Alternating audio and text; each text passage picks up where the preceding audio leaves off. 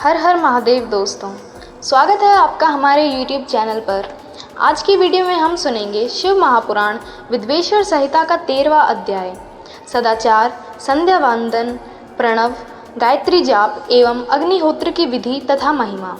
ऋषियों ने कहा, सूत जी, आप हमें वह सदाचार सुनाइए जिससे विद्वान पुरुष पुण्य लोकों का विजय पाता है, स्वर्ग प्रदान करने वाले धर्ममय तथा नरक का कष्ट देने वाले अधर्ममय आचारों का वर्णन कीजिए।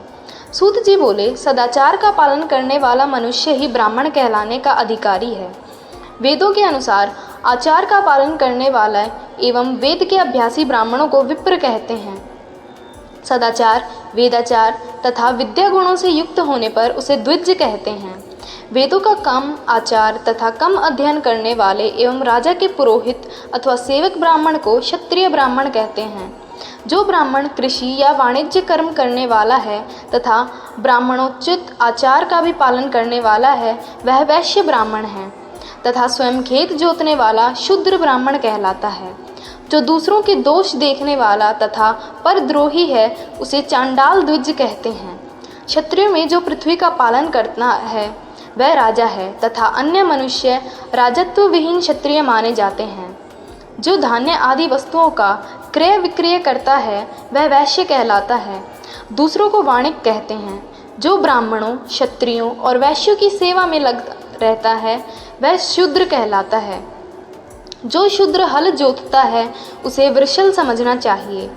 इन सभी वर्णों के मनुष्यों को चाहिए कि वे ब्रह्म मुहूर्त में उठकर पूर्व की ओर मुख करके देवताओं का, धर्म का, अर्थ का, उसकी प्राप्ति के लिए उठाए जाने वाले कलेशों का तथा आय और व्यय का चिंतन करें। रात के अंतिम प्रहर के मध्य भाग में मनुष्यों को उठकर मल मूत्र त्याग करना चाहिए। घर से बाहर शरीर को ढक कर जाकर उत्तरभिमुखी होकर मलमूत्र का त्याग करना चाहिए। जल, अग्नि, ब्राह्मण तथा देवताओं का स्थान बचाकर बैठें। उठने पर उस ओर न देखें। हाथ पैरों की शुद्धि करके 8 बार कुल्ला करें। किसी वृक्ष के पत्ते से दातुन करें। दातुन करते समय तर्जनी उंगली का उपयोग नहीं करें। तदंतर जल संबंधी देवताओं को नमस्कार कर मंत्र पाठ करते हुए जलाशय में स्नान करें। यदि कंठ तक या कमर तक पानी में खड़े होने की शक्ति ना हो तो घुटने तक जल में खड़े होकर ऊपर जल छिड़ककर मंत्रोच्चारण करते हुए स्नान कर तत्पर्ण करें। इसके उपरांत वस्त्र धारण कर उत्तरीय भी धारण करें।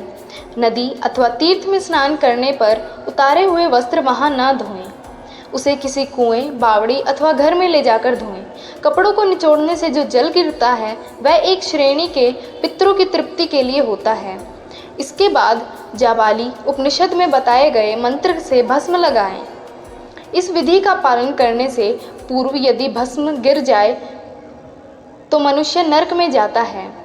आपोहिष्ठा मंत्र से पाप शांति के लिए सिर पर जल छिड़ककर यस्य शाय मंत्र पढ़कर पैर पर जल छिड़कें।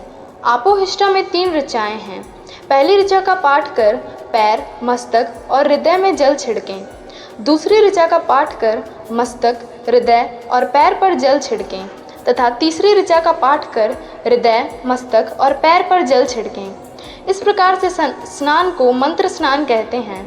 किसी अपवित्र वस्तु के स्पर्श हो जाने पर अथवा ठीक न रहने पर, यात्रा में या जल उपलब्ध न होने की दशा में मंत्र स्नान करना चाहिए। प्रातःकाल की संध्योपासना में गायत्री मंत्र का जाप करके 3 बार सूर्य को अर्घ्य दें। मध्याह्न में गायत्री मंत्र का उच्चारण कर सूर्य को एक अर्घ्य देना चाहिए। सायंकाल में पश्चिम की ओर मुख कर पृथ्वी पर ही सूर्य को अर्घ्य दें।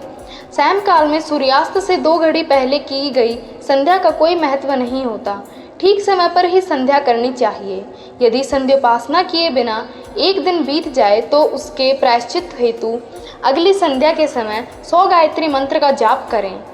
एक दिन छूटने पर 1 लाख तथा 1 माह छूटने पर अपना उपन्याय संस्कार कराएं। अर्थ सिद्धि के लिए ईश, गौरी, कार्तिकेय, विष्णु, ब्रह्मा, चंद्रमा और यम एवं अन्य देवताओं का शुद्ध जल से तर्पण करें। तीर्थ के दक्षिण में, मंत्रालय में, देवालय में अथवा घर में आसन पर बैठकर अपनी बुद्धि को स्थिर कर देवताओं को नमस्कार कर प्रणव मंत्र का जप करें। उसके पश्चात गायत्री मंत्र का जप करें। प्रणव के अ, उ और म 3 अक्षरों में जीव और ब्रह्म की एकता का प्रतिपादन होता है। अतः प्रणव मंत्र का जप करते समय मन में यह भावना होनी चाहिए कि हम तीनों लोकों की सृष्टि करने वाले ब्रह्मा, पालन करने वाले विष्णु तथा संहार करने वाले रुद्र की उपासना कर रहे हैं। वह ब्रह्म स्वरूप ओमकार हमारी कर्म इंद्रियों, ज्ञान इंद्रियों, मन की वृत्तियों तथा बुद्धि वृत्तियों को सदा भोग और मोक्ष प्रदान करने वाले धर्म एवं ज्ञान की ओर प्रेरित करें।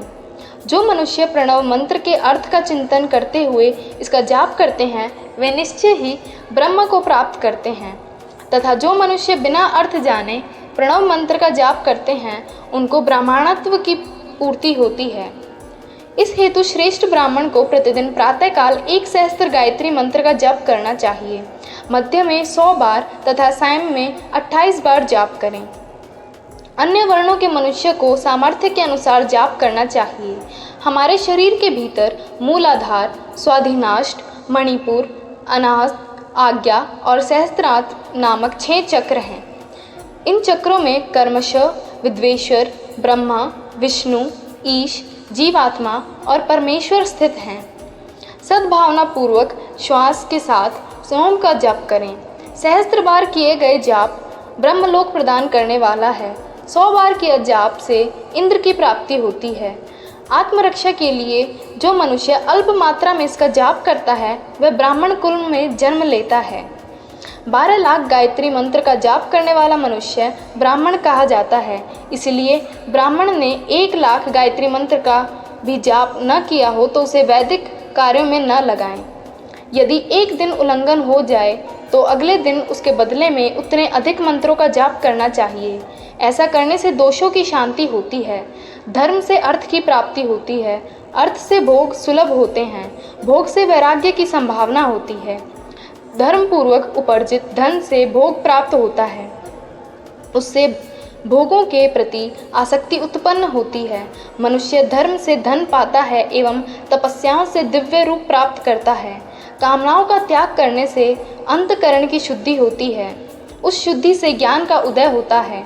सतयुग में तप को तथा कलयुग में दान और धर्म का अच्छा साधन माना गया है।